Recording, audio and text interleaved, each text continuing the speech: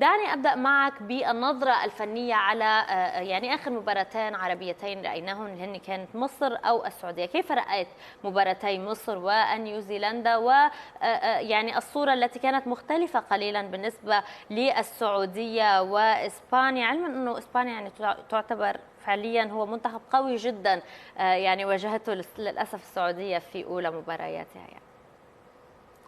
صباح الخير يا سامية وصباح الخير يا وديان. طبعا في الأول أقول لك الله يبارك فيكي، يعني الحمد لله فوز بالأمس، فوز فجر اليوم لمنتخب مصر، قبل كده فوز للمغرب. إن شاء الله في الساعات القادمة برضو يعني أتوقع إن شاء الله هيكون في فوز لمنتخب عربي آخر، يعني ربما هيكون في مباراة الأردن والجزائر واحد من المنتخبين، لأنه التعادل مش هيخدم المنتخبين، فالأفضل إنه منتخب يفوز أيا كان بقى مين هو، مش مهم، المهم يكون منتخب عربي في النهاية.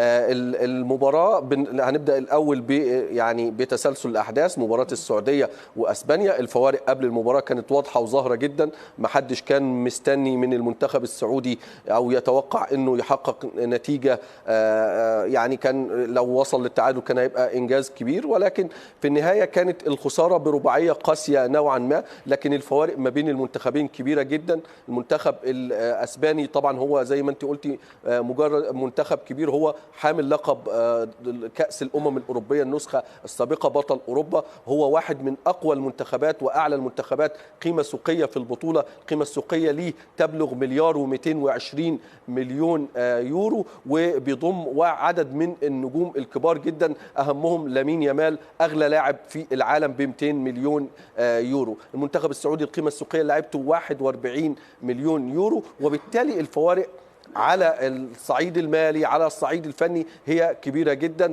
وبالتالي الأمر كان يعني شبه متوقع في هذه النتيجة. لكن المنتخب السعودي قدامه مباراة الراس الأخضر، أعتقد أنه حظوظه متواجدة في الملعب ويقدر يرجع في البطولة ويكمل المشوار لدور ال 32.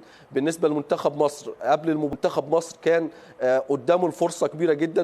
مباراة نيوزيلندا بالتحديد كان الرهان عليها كبير، راح المركز بتاعه رجع للمركز الأصلي فيه في الجناح بدل ما كان بيلعب راس صانع ألعاب، فده الأساسيات الخاصة باللعيبة وراه، وإن شاء الله بالتوفيق لكل المنتخبات العربية.